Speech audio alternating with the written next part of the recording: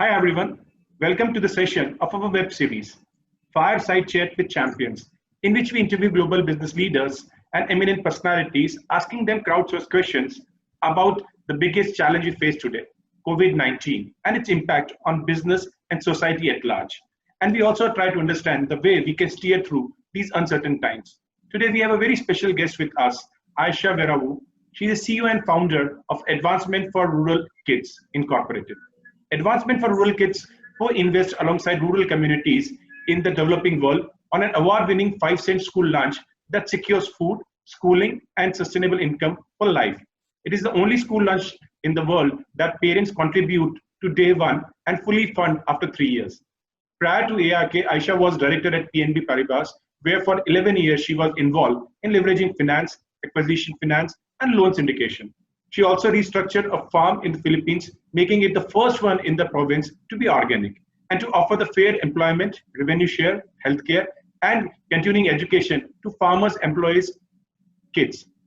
Expertise, management, industry, and business credit analysis, restructuring, natural farming, social ventures are some of the other areas which are of keen interest to Aisha. Aisha was honored as a young global leader by World Economic Forum, and she has been working to build strong communities to empower the most needed people in the world. That's the farmer. Thanks, Aisha, for accepting our invitation. I would request you to let our viewers know a little bit about you and also your current interests and activities. Floor is yours, Aisha.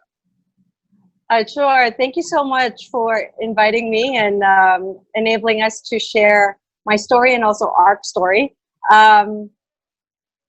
I think, Deepak, you did such a great introduction of me. As a CEO and co-founder of ARC, I partner with rural communities. And in the developing world, we started partnering with rural communities in the Philippines 10 years ago. And what I do with them from a partnership standpoint is, number one, is really believe and tease out what it is that they want to do.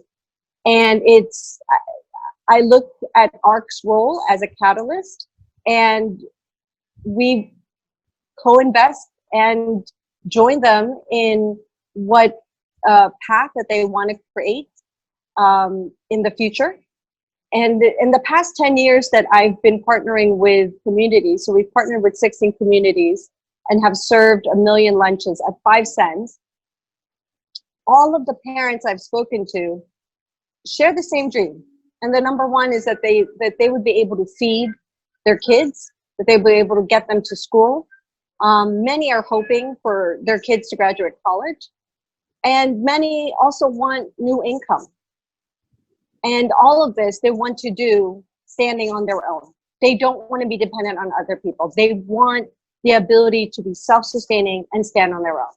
And that's essentially what we do. So we partner with them to create that path and invest alongside their ideas, so that way they can stand on their own and secure their food, their kids' schooling, and their income.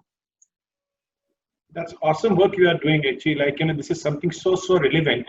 It reminds me of an old saying that you give a fish to a person, you feed him once. You teach him fishing, right? You have fed him for the rest of his life. So what you are doing is very relevant, because you are empowering people, and they don't see themselves to be someone who is getting money as a philanthropy. You are empowering them to make their own future in their lives. So such a great concept and such a great work. Just talking about the same initiative which you are doing, we would like to understand a little bit more about that impact you have been able to create, because I've gone through a lot of content where actually I've seen the great work you have done.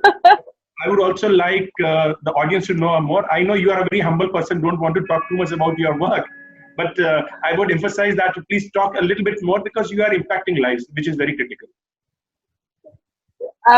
What area would you want me to expand more? How you are feeding people with such a limited amount of money. And my gosh. Food is hope. Food is just not food. When you give food to someone, you are giving them the hope. We connect with people over a dinner, right? We don't connect people just like. So I would like to understand more about feeding in such a small amount. Yeah, I agree with you. Food is definitely hope. So I just want to add to something that you said earlier about when you give, when you teach someone to fish, that you feed them for life. I think what ARC does adds on to that, which is it adds on this concept of, we already know that our partners know how to farm. We already know that our partners know how to fish. We're actually not teaching them that. We're not even giving them the tool to farm or to fish because they already have the physical tools. I think the tools that we actually co-create with them is it's this structure of identifying what is it that has kept them down. And so for the most part, if you go to rural areas in the developing world, the number one thing that you see is, at least in the Philippines, in the past 40 years, many of the farmers have been monocropping either rice and then recently GMO corn. And so the one thing that hits you when you go to in a rural community is there is not enough markets or opportunities for new industry and income.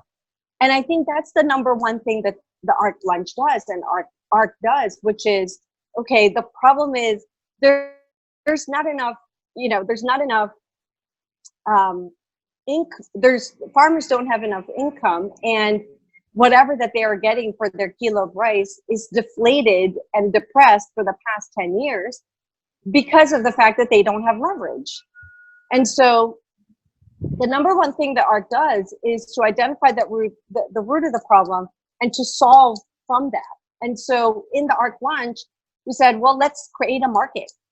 And that's the first thing that we did. We created a market for vegetables and for indigenous protein, because what we are finding is that is, those are the things that, number one, was not available in the villages, because with farmers only making $3 a day, they would only plant a crop that they know they have a market to sell to. And so when they actually harvest the rice, and right now they're getting like 24 cents per kilo of unhusked rice, and to buy mung bean is like 60 to 70 pesos. They actually have to sell. They're at a negative arbitrage because they have to sell 5 to 6 kilos of their own inventory just to get a nourishing legume. And the same thing with other vegetables. And so in creating the ARC Lunch, that was the first thing that we had in mind, which is solve for an issue that will actually create income and create a market. Because everything in the ARC Lunch is bought from the parents and the local community. So that's number one reason why the cost is 5 cents. We don't have to pay for shipping, right? We don't have to pay for like the margin of a rental that someone has to pay in a market. You're basically buying straight from the parents who are bringing the vegetables to the school, or asking their sons and daughters to bring the vegetables to the school that morning. The second reason why the program is 5 cents is because in this partnership with the parents, they set how much it is that they can afford to give as an allowance every day to their kids. So we don't just go to a partner community and say, okay, well, this is the program and it's 5 cents and let's do it together. What we do is we say, here's the construct, here's how some other communities have done it. What we're going to guide you is set a budget that 75% of you can afford to give as an allowance every day. And we'll create a path, whether it's, right now it's a 3-year path. We'll create a path to make sure that the 25% or the 30% who cannot give that 5 cents every day can be prioritized as sellers into the program and can have access to new income in the next 3 years, so that after 3 years, every single parent can pay for their 5 cent lunch, which is based on the budget that the parents set. That 5 cents is not the true cost of the lunch. The true cost of the lunch is probably 10 or 15 cents. So 10 and 15 cents is still amazing, by the way, because China and India state-funded lunch programs are at 50 cents, which is 10 times the cost of what we do. And a lot of that is because they bid the contract, right? You have a private company, a catering company that makes the lunches and then does it on a centralized kitchen and then ships it to the different places. So there's so many inefficiencies along the way. And but the true cost, the true economic cost of the lunch is 10 to 15 cents. And that 5 to 10 cents that parents are not paying for, that ARC is not investing in, is actually gifted by the community. So every parent volunteers to come to the kitchen at least 3 times in this whole school year to make lunch. And parents, before the start of the program, develop gardens in school and in their backyards. And that garden in their backyards is where they source the produce to sell to us. But we are finding, and I'm sure in your work, you find that farmers and people are just generous. So they will sell us one, they will sell to the program one and gift another. And then everything that gets produced in the school garden, which is cared for by all the parents and the teachers and some of the older kids, all of that is gifted to the program.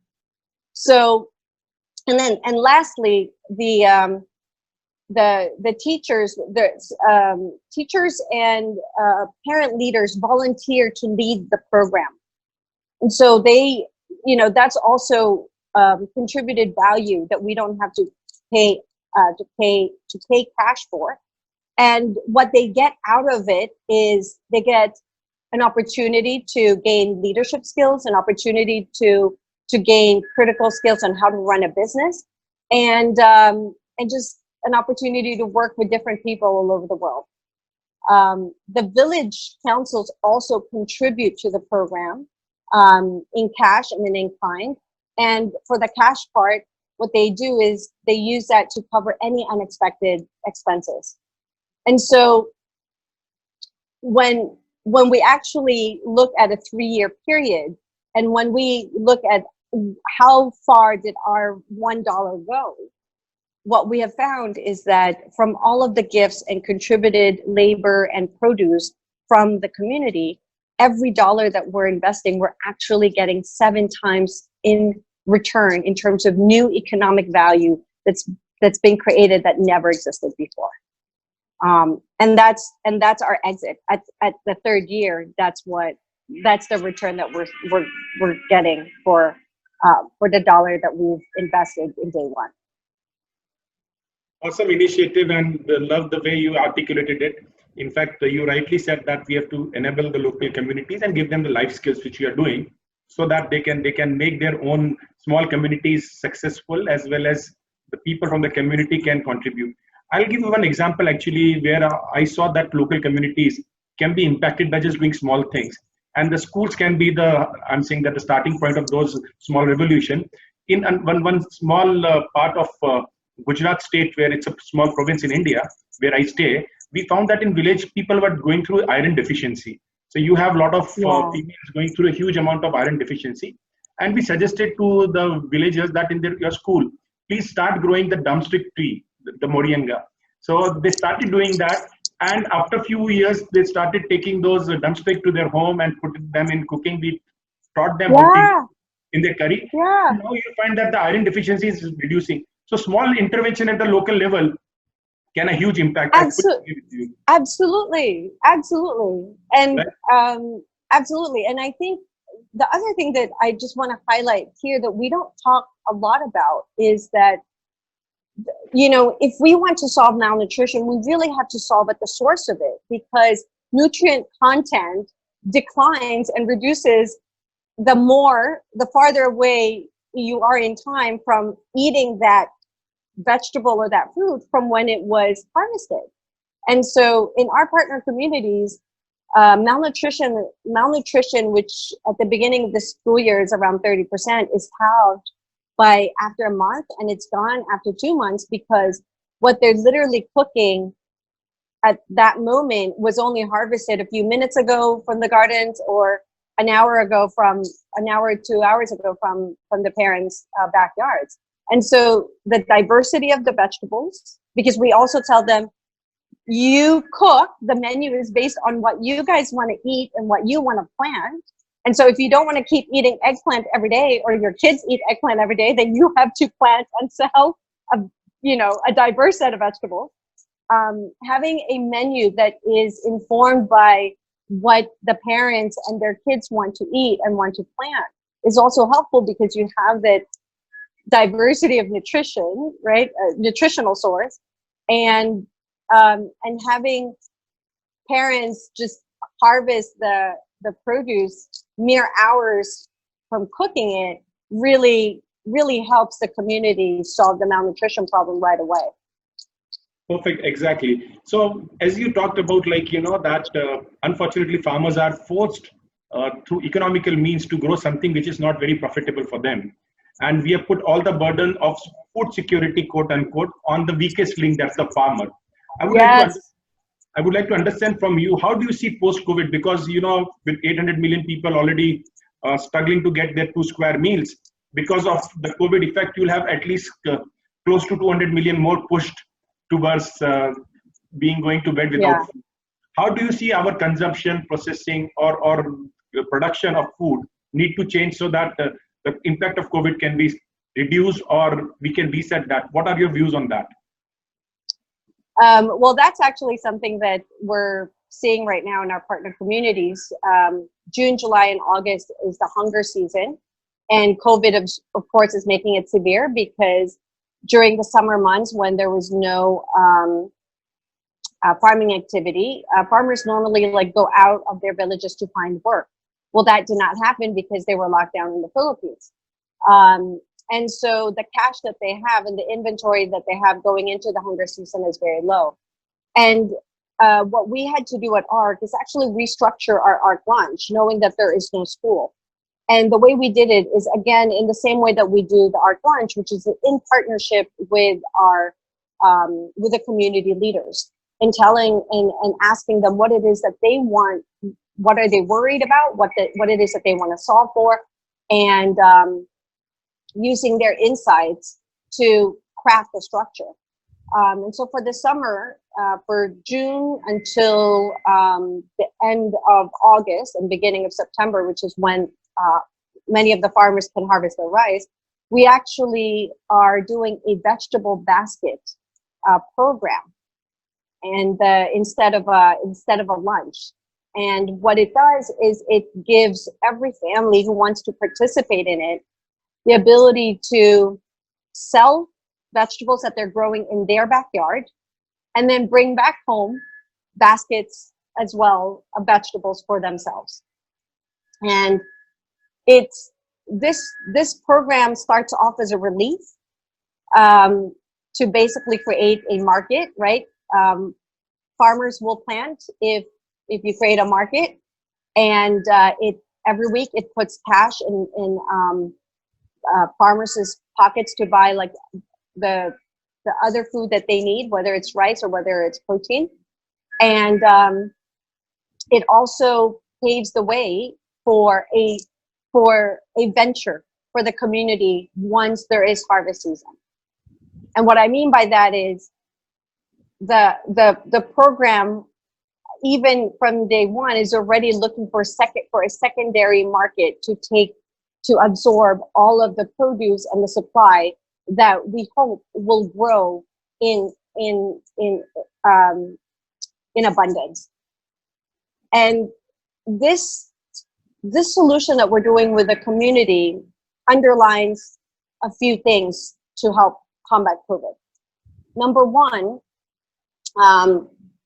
we don't know when COVID, the second wave of it, will come back again. So everyone in the community who's been in lockdown is in good health, but we don't know when they would be back in lockdown.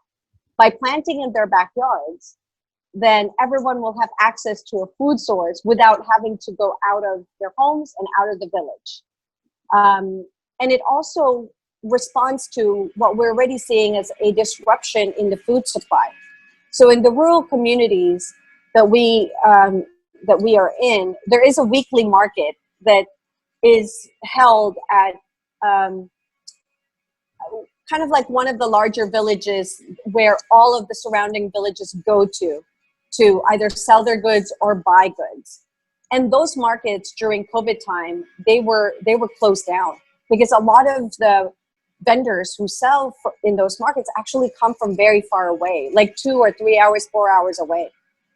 And so that really created a, for those parents who were not planting in their backyards, that really created a food access disruption and limitation.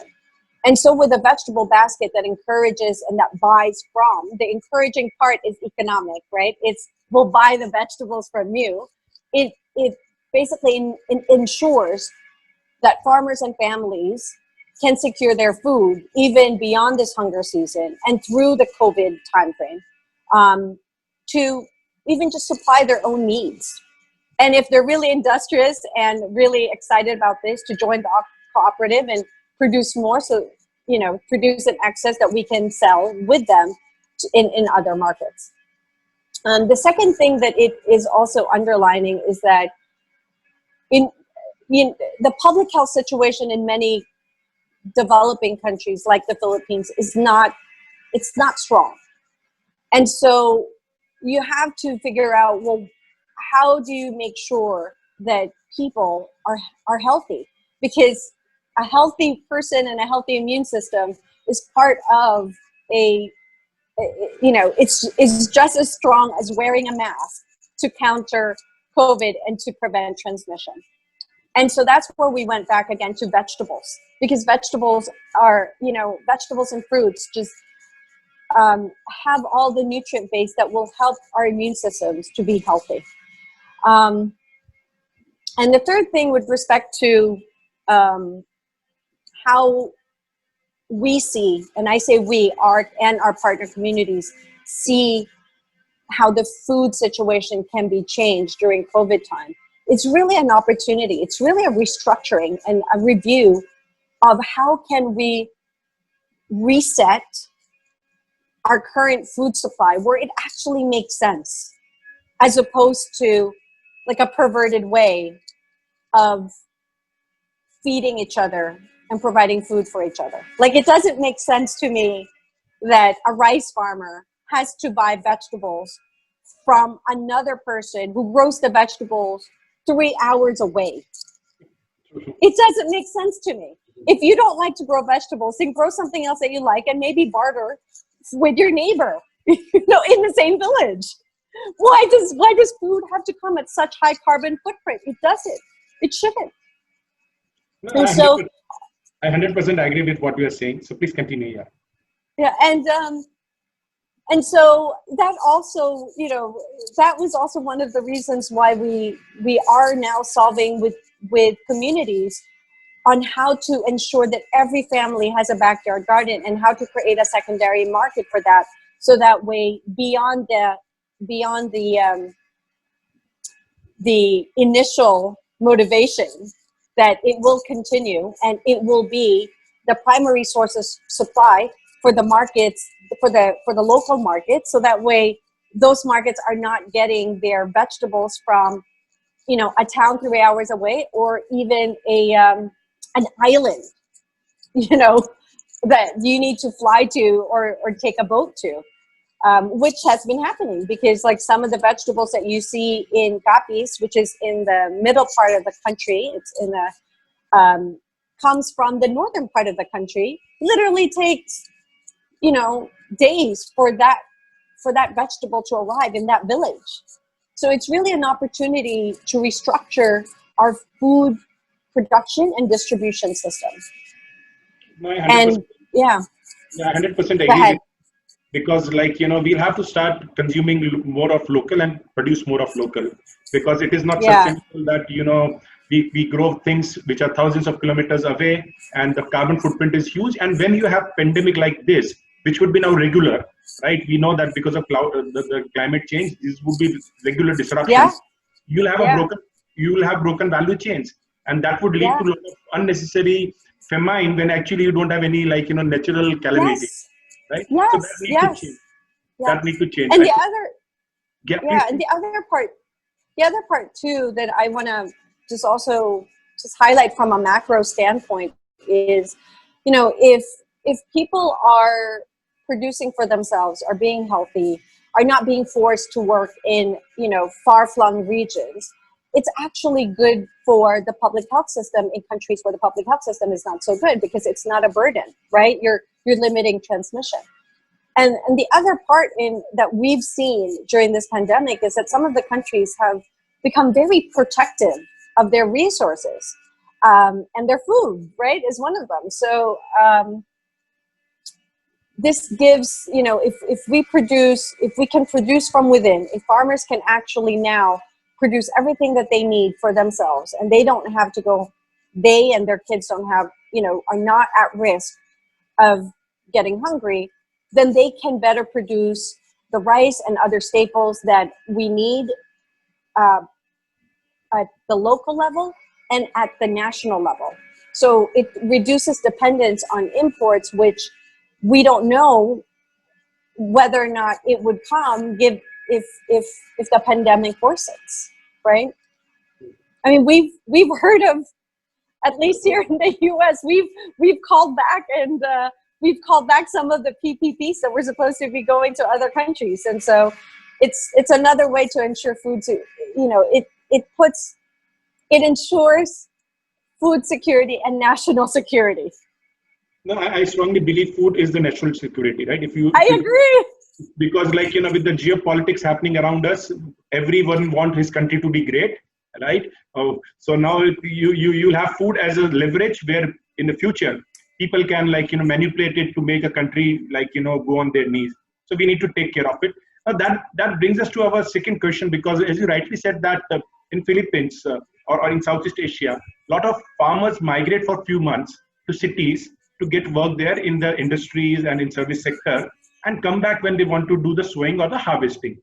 Now we are seeing a reverse migration, right? So suddenly you're finding that because it is not sustainable to stay in costly city like Manila, the farmers or the people who are not having work there moving back to their villages. How do you see that impacting the overall equation in rural communities? I think, well, first we're not, the migration that we are seeing back is actually coming from folks who are going outside of the country to work outside of the Philippines, because a lot of the essential worker and come from rural communities, whether it's that person who's helping you care for your kids or manage your household, or whether it's the person who is actually manning the ship that's ensuring that you get your package from Amazon that actually came from China. 50%, just to give you a sense, 50% of all ships that in the world is manned by Filipinos, and most of those Filipinos who man those ships come from the rural areas. So we're seeing the return of some of those, right, because of lower kind of economic activity in the places that they've gone to. I haven't, it's still early, so I haven't quite seen the change in the communities, but I would think that it would be a positive return, because one of the things that is lost when you have that seasonal migration, or even that long-term migration when you're out at sea or out in another country caring for someone else's family, or working in a hospital, again, caring for the sick, is that the family bonds are broken. And there is something that really, and I think when you break the family bond, you create this sadness and trauma that is actually not really dealt with in the community, and it actually is one of the issues that we see is a heartbreak and a heartache in the rural areas.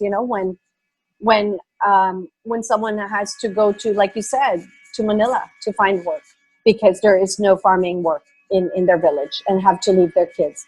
It's heartbreaking for them and for their kids. And so their return creates like, I think a unifying effect, like an effect where families are made whole again. And that's like a positive, that's a positive energy. That's a positive emotion. And so it makes it more important that we invest in rural areas. So that way there is other industries, there are other markets that will, that will provide income, right, and employment for the people who are coming back, and that it, and doesn't have to force them to leave. Perfectly right. In fact, I was, if you know that in Southeast Asia, you are having economy which is 80% dependent on urban areas and 20% on rural incomes. I see that shifting tremendously because those people who have suffered and gone to the urban area to earn more money because of their poverty, Yeah. they find that they are poor as well as they are broken, right? And Yeah. then out of cities, Yeah. right? Because the cities say that we cannot have you. You are just a guest. Now you can spread the coronavirus to us, so go back. Right. Go back home. Go back home. Exactly. So I believe they would be more resilient to stay back in rural communities and do something for themselves there. And this is where people like you and me, we need to understand that this shift has to become 80-20 other way around, where the rural I communities agree. are able to create 80% of the country's wealth. So I fully agree with you on that. Now coming closer to the person, Ayesha, I would like to understand what is the impact of COVID on you, because you have been a community builder. You are seeing communities connecting and you are seeing the community being disrupted because of COVID. You are on the phone call Right. to Philippines and knowing the pain the people are going through that. It definitely has impact on you. How do you see COVID impacting you, and what you have done so that you become mentally and physically tough to take care of all these challenges you are facing? The first one is acknowledgement. Acknowledge that this is very, that these times are quite difficult, and that these times wasn't easy in such a short period of time. And so I basically told the team, do not work for the first week. Just focus on getting yourself settled, breathe, and, take care of yourself and your family.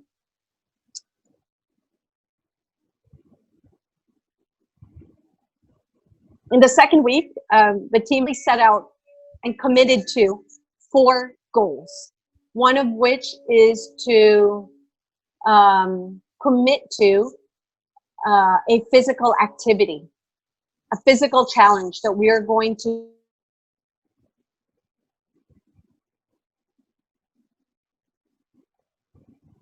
don't worry. Yes, so you were talking about your that, personal fight. Yeah, please. Yeah. So the third thing that we also committed to is doing an activity, a creative activity that we've never done before and have been yearning to do. And the fourth one is to read a book, any book that we've been meaning to read. And so we really reset our goals. It was something that for ARC, it was something, I call it our wellness plan. It was something that we had already set out to do as of December of 2019 and launched in January, but COVID just really institutionalized it. It made it urgent, and we just said, let's do it. There's a fifth element to that as well. We also started doing consulting and coaching with someone that we met through the World Economic Forum, the YGL community, Robert Rowland Smith, who is a psychologist, constellation expert, and someone who helps figure out hard organizational issues. And so we consult with him on a monthly basis to help us kind of come up with tools so that the team can care for ourselves and care for each other. So that's the way we've been able to basically restructure and launch a new program in 8 weeks. Oh, congratulations for that. Awesome. That's great. That's great. So Ayesha, that brings us to our last section of the discussion, where actually we look forward to you to give certain suggestions and actionable point to those social entrepreneurs who are trying to work in impact areas. So what would be your silver bullets for them so that they can stay safe, stronger, and come out of it COVID with success and can help in improving the world around us? Oh, mindset. Always look at the world as glass half full, because I truly believe that in every situation, there is an opportunity. And so look for those opportunities and don't give up. Wow, that's great assessment, because I strongly believe that hope drives all of us, and let's hope that we'll come out of COVID successfully. And human beings are very resilient, so we have seen a lot of bad situations. We have seen wars, we have seen famines, we have seen all sort of things, and I strongly believe that we do have capability of coming out of COVID as well and be more smarter. And we'll have to reset for sure. We'll have to change for sure. And thanks, Ayesha. It was a pleasure talking to you. I learned a lot, and in fact, I would love to contribute in whatever possible way to your great initiative of creating successful rural communities. Thanks a lot. Thank you so much. And I look forward to collaborating and partnering. Thank you. Thank you.